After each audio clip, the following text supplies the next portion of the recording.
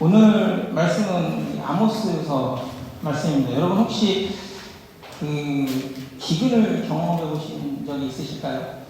글쎄 우리 부모님 세대라면 모를까 저만 해도 기근을 경험해 보지 못했습니다.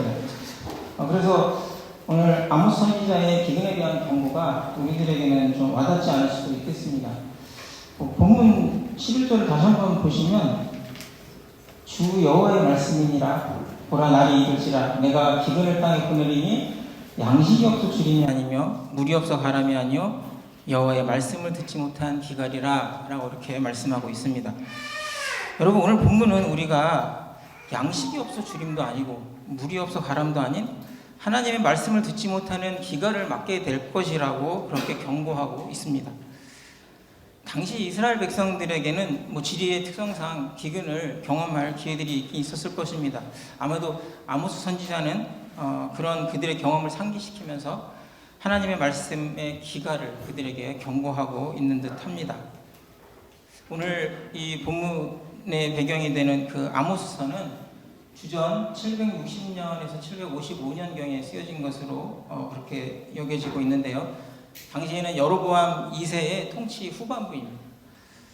그 당시의 상황은 군사적으로는 북이스라엘의 영토를 거의 모두 회복하고 각종 전리품들과 또 상업의 발전으로 나름 풍요로운 삶을 누리고 있는 때였습니다. 영적으로는 주전 8세기 초기 선지자 그룹인 오바댜, 요엘, 요나 선지자 등과 또 주전 7세기 초로 오면 아모스, 호세아, 미가, 이사야 등 정말 쟁쟁한 그런 선지자들이 활동하던 시대, 다시 말해서 하나님의 말씀과 교훈이 풍성한 물적, 영적 황금 시대였습니다. 그러나 성경 속의 이스라엘 백성들은 언제나 그랬죠. 하나님의 은혜를 잊고 그들은 언제나 하나님 앞에 패역하는 그러한 잘못을 범하게 됩니다. 결국 하나님께서는 아모스 선지자를 통해서 그들에게 말씀의 기갈이라는 징계를 선포하시게 되었던 것입니다. 그것이 바로 오늘 본문의 11절 양식이 없어 주림이 아니며 물이 없어 가람이 아니요 여호와의 말씀을 듣지 못한 기갈이라 라는 이런 선포입니다. 여러분 이것이 얼마나 무서운 일인지 혹시 상상이 되십니까? 하나님의 말씀을 듣지 못하는 기갈. 우리가 이 땅에 살다 보면 프랑스에 입양되신 분들을 가끔 만나게 됩니다. 저도 많이 만나보았는데요. 그분들을 보면 성인이 되면서 자기의 정체성에 대해서 혼돈을 많이 갖고 살아가게 되는 것을 봅니다. 제가 만난 입양인 중 한 분은 자기도 부모님을 꼭 찾고 싶다라고 저에게 이야기를 하더라고요. 그래서 이야기를 하다 보니 그가 이야기하는 것이 친부모를 만나게 되면 좀 따져보고 싶다고, 그리고 할 수 있으면 복수도 하고 싶다고 그렇게 이야기를 하는 거예요. 그러면서 그가 하는 이야기가 가난은 자식을 버릴 이유가 되지 못한다. 가난하고 배고파도 나는 친부모 밑에서 정체성을 가지고 살고 싶었다라고 이야기를 하더라고요.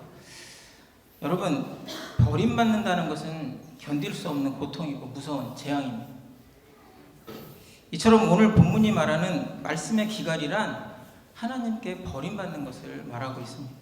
정말 무서운 재앙입니다. 죽을 고비를 넘기고 몇 대 맞고 어려움 당하고 하는 것과 비교되지 않는 정말로 무서운 재앙이 바로 말씀의 기갈이라는 것입니다. 본문 12절에 이렇게 적혀 있습니다. 사람이 이 바다에서 저 바다까지 북쪽에서 동쪽까지 비틀거리며 여호와의 말씀을 구하려고 돌아다녀도 얻지 못하리니.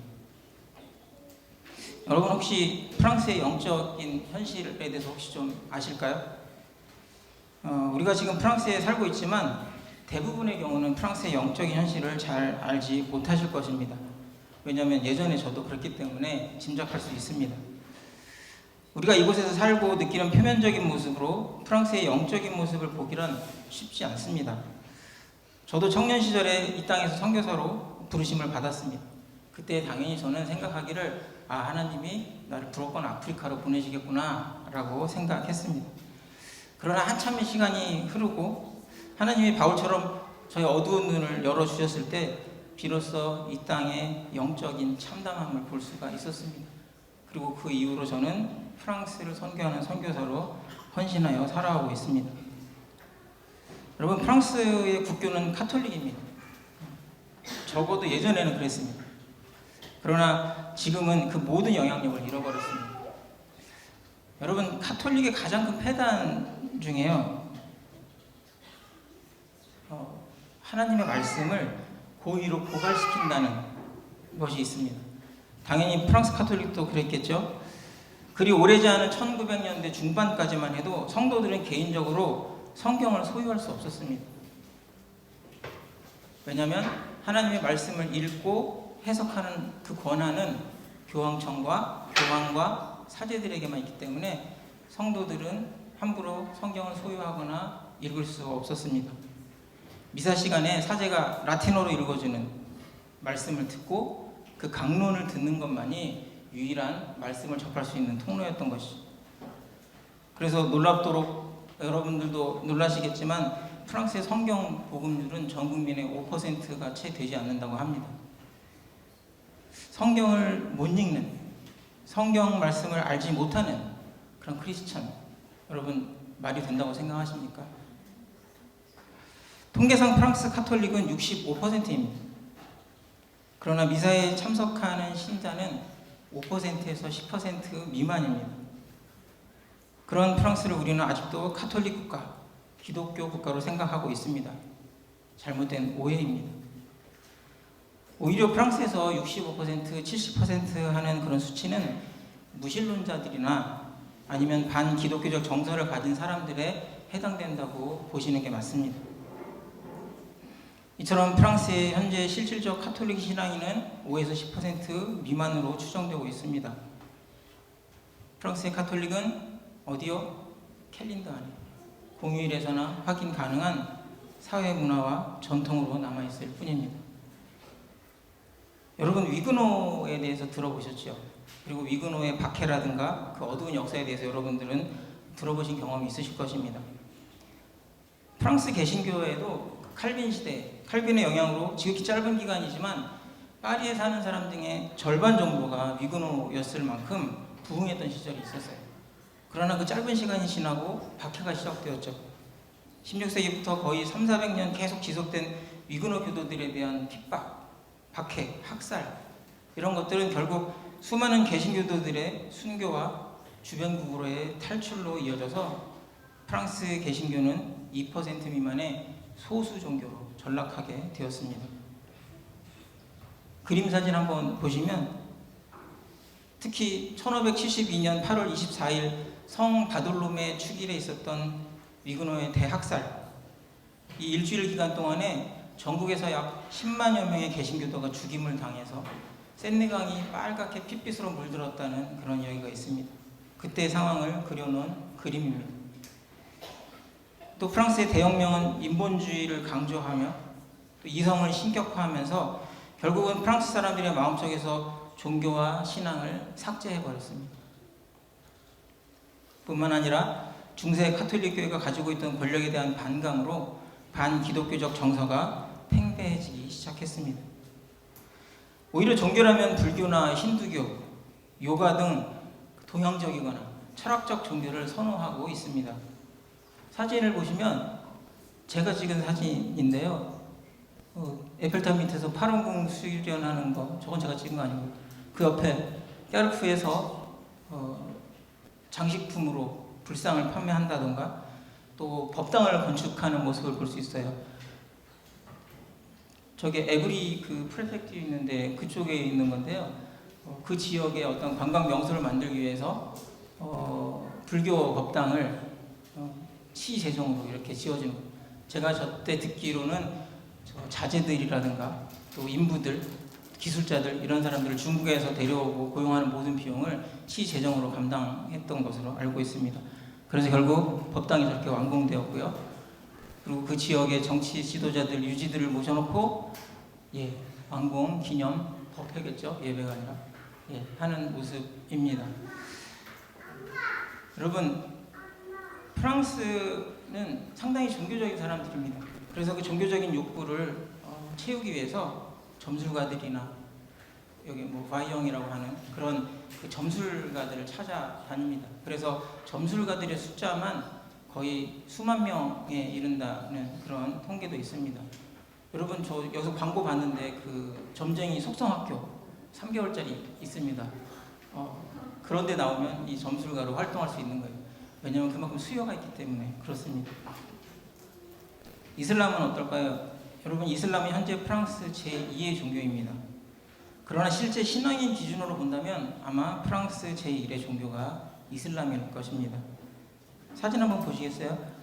저기 유럽 내에 유입된 이슬람 인구인데요. 프랑스가 단연 1등이죠. 600만 명. 프랑스는 주로 알제리 계통의 이슬람들이 들어와 있습니다. 전 국민의 10%, 저게 초창기니까 지금 더 많이 늘었겠죠. 전 국민의 10% 이상입니다. 무슬림 이민자들은 계속해서 증가하고 있고, 나름 프랑스가 출산율을 방어하는 높은 출산율의 이유도 무슬림들의 높은 출산율에 한 몫을 하고 있습니다. 더욱이 그들은 프랑스 사회에 동화되지 못하고 범죄와 폭력의 주역이 되고 있습니다. 프랑스 교도소 수감자의 60% 이상이 이민자 출신이라는 뉴스 자료도 보았습니다. 이슬람들이 혹시 길거리에서 기도하는 사진 혹시 그런 장면 보셨나요? 여러분, 저것이 북아프리카나 중동이 아니라 프랑스 모습입니다. 파리 북쪽 그쪽 지역이죠. 저런 것들이 교통을 방해하고 뭐 이런 민원들 때문에 이제 못하게 하면서 그 반대급부로 어떻게 해야 되겠어요? 회당을 지어주거나 기도처를 만드는 일에 정부의 재정이 계속해서 들어가고 있습니다. 여러분, 1965년에 프랑스 전체에 이슬람 사원과 기도처는 5개에 불과했습니다. 그런데 2000년에 몇 개 정도 됐을까요? 1,500개가 됐습니다. 그리고 2020년에 2,500개가 됐습니다. 계속해서 늘어나고 있습니다. 여러분, 프랑스는 이슬람화 되어가고 있습니다. 프랑스에서의 개신교는 현재 2% 미만의 소수 종교입니다. 그런데 개혁주의, 해포범이라고 하는 개혁주의 기독교는 자유주의 신학의 영향으로 그 힘을 많이 잃어가고 있어요. 계속해서 감소하고 있습니다. 우리 파리 한인교회들이 주일날 이렇게 편안하게 예배당을 쓸 수 있는 이유 중에 하나입니다. 파리에 있는 개혁교회들이 쇠퇴하고 있기 때문에. 다만 복음주의 교회들은 침례교단이나 오순절교단 중심으로 조금씩 성장하고 있습니다.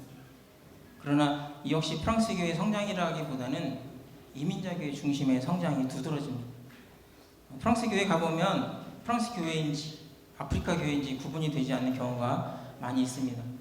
제가 아까 그 불당 사진을 찍었던 그 지역에서 프랑스 교회에서 사역할 때 저는 분명히 프랑스 교회에서 사역을 했는데요. 150명 등록 교인 중에 프랑스 백인이 10명이 채 되지 않습니다. 거의 17개국에 가까운 국적을 가진 이민자들로 예배당이 채워지죠. 장점도 있지만 단점도 많습니다. 전도대에서 온 프랑스 백인들이 결국 적응하지 못하고 교회를 떠나는 그런 일들이 생기더라고요. 여러분, 프랑스 개신교 분포지도 한번 보실까요? 저 한 칸 한 칸이 얼마나 큰 곳인지 여러분들은 아시죠? 뭐 한국으로 따지면 경상남도, 전라북도 정도 되지 않겠어요? 그런 지역에 교회가 3개, 4개, 많아야 100개가 안 되네요. 여러분, 한국에는 교회가 5만 개 정도 있습니다. 인구 5천만에. 근데 프랑스는 인구 6천만에 교회가 3,000개 정도 있습니다. 제가 얼마나 늘었나 확인해 보려고 어제 챗 GPT한테 물어봤거든요. 2,500개라고 그러더라고요. 줄었나 봐요. 근데 조금 늘었을 것입니다. 많이 늘지 않았어요. 3,000개 정도? 그 교회에 사역자도 부족하고 성도들도 많이 없습니다. 프랑스는 교회도 사역자도 부족한 그런 상황을 맞고 있습니다. 여러분, 브로건 아프리카를 한번 이해해 보려면 프랑스는 그 열쇠 역할을 할 수밖에 없습니다. 왜냐하면 프랑스 식민 지배를 통해서 브로건 아프리카가 형성되었기 때문입니다.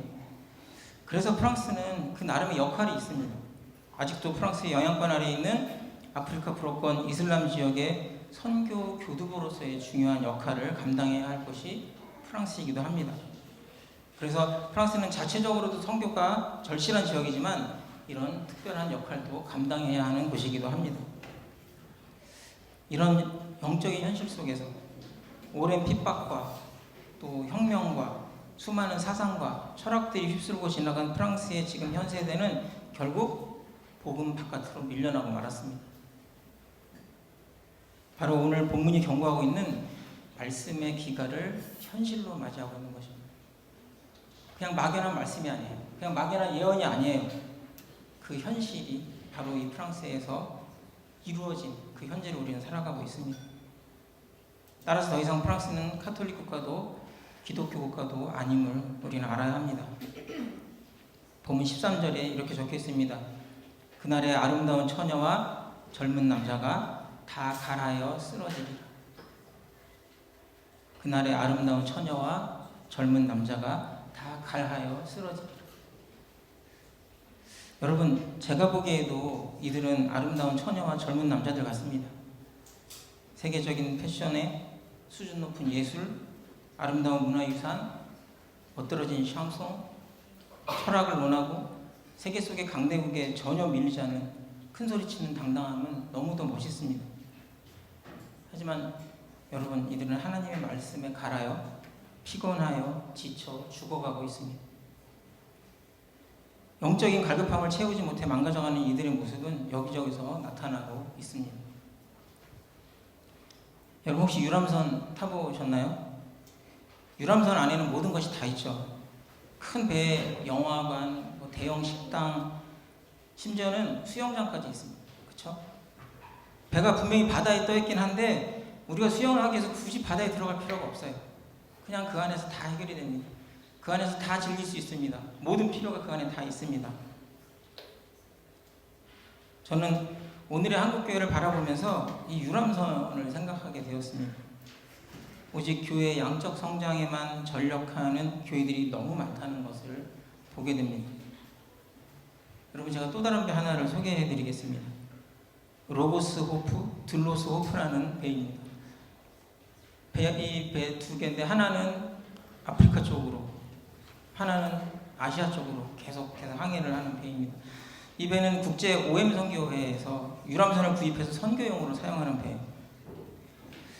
우리가 성경 말씀을 배워도 삶의 실천과 전함이 없으면 그것은 반쪽짜리일 수밖에 없어요.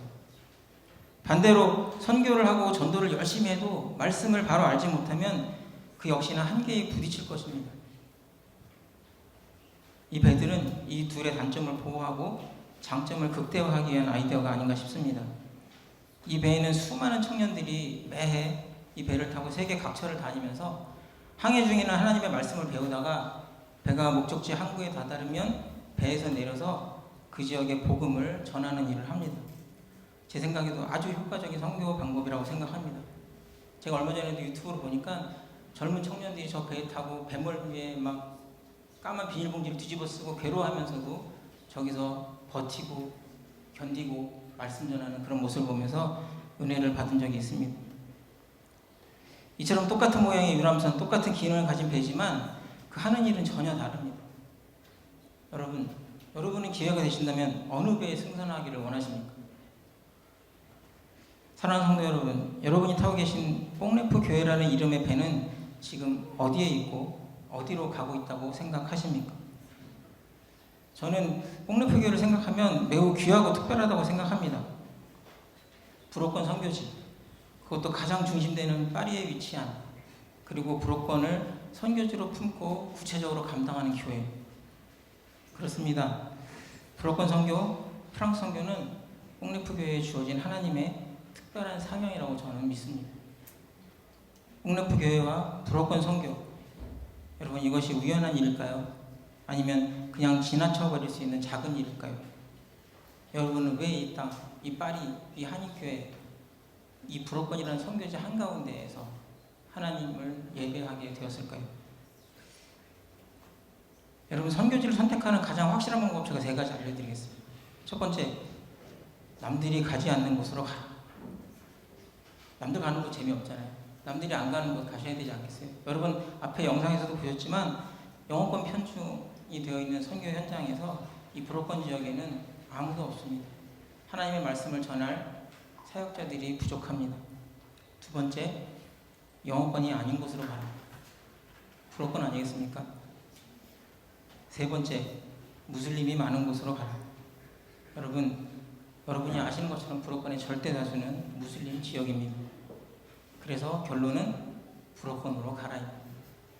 쉽지요?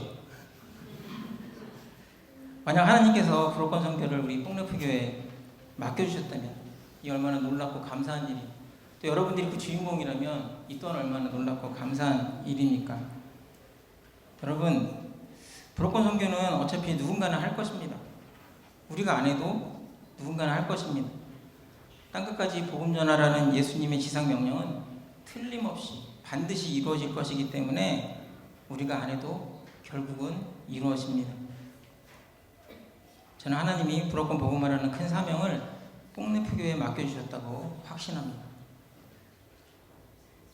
사랑하는 성도 여러분, 한국이 지금처럼 복음화되기까지는 맨 처음 한 명의 선교사가 있었고 또 그 선교사를 파송한 맨 처음 한 교회가 있었다는 사실을 잊지 말아야 합니다. 여러분이 선교를 돕는 것이 아니라 여러분이 선교를 직접 하시는 것입니다. 나는 선교사를 물질로 돕겠습니다가 아니라 여러분이 물질로 직접 선교하시는 것입니다. 나는 선교사를 기도로 돕겠습니다가 아니라 여러분이 기도로 직접 선교하고 계시는 것입니다. 여러분, 우리가 선교사입니다. 여러분이 선교사입니다. 여러분은 그저 선교 동역자가 아니라 여러분이 선교사입니다. 그래서 여러분들은 나는 선교사입니다 라고 언제나 고백할 수 있어야 합니다. 사랑하는 성도 여러분, 저는 여러분이 기도 중에 우리 뽕레프교회가 큰 선교 유람선처럼 브로건 바다를 힘차게 항해하며 복음을 전하는 환상을 보게 되시기를 바랍니다. 우리 모두가 이처럼 한 가지 비전으로 함께 동력할 때에 뽕레프교회라는 이름의 배가 브로건 지역을 힘차게 항해하며 말씀에 갈아여 죽어가는 불쌍한 영혼들을 하나님께로 인도해야 할 것을 저는 확신합니다. 사랑하는 뽕레프교회 가족 여러분, 지금 브로건은 하나님을 버리고 우상을 숭배하며 자신들이 말씀의 기갈 중에 죽어가고 있음도 모른 채 그렇게 살아가고 있습니다. 저는 이제 우리의 헌신을 통해서 머지않은 장래에 프랑스도 복음화되고 아프리카 브로건도 복음화되어서 하나님의 나라가, 우리 구주 예수님이 이 땅에 속히 오실 것을 믿고 또 확신합니다. 이를 위해 함께 수고하는 저와 여러분이 되기를 주님의 이름으로 축원합니다. 아멘.